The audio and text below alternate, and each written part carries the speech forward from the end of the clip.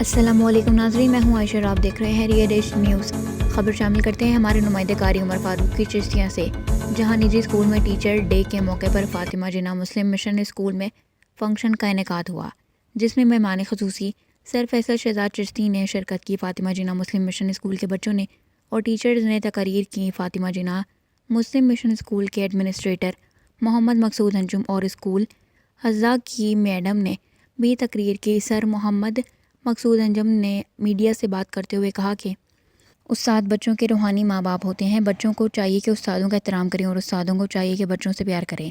اور انہوں نے کہا کہ پاکستان میں استاد کی تنخواہ بہت کم ہے، خاص طور پر پیف کے اسکول کے ٹیچرز کے۔ ہماری اعلیٰ حکام سے اپیل ہے کہ کم از کم پیف اسکولز کے ٹیچرز کی تنخواہوں میں 20,000 ہونی چاہیے، جو ایک مزدور کی تنخواہ کے برابر ہے، اور یہ تنخواہ اساتذہ کے اکاؤنٹ میں بھیجی جائے۔ اور فاطمہ جناح مسلم مشن اسکول کی میڈم نے کہا، جرمنی میں استاد کی تنخواہ سب سے زیادہ ہے۔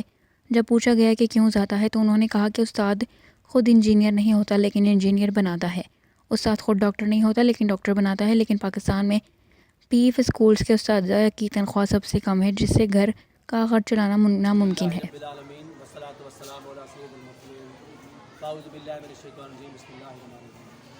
نہایت واجب الاحترام اساتذہ کرام، میرے بچوں، السلام علیکم۔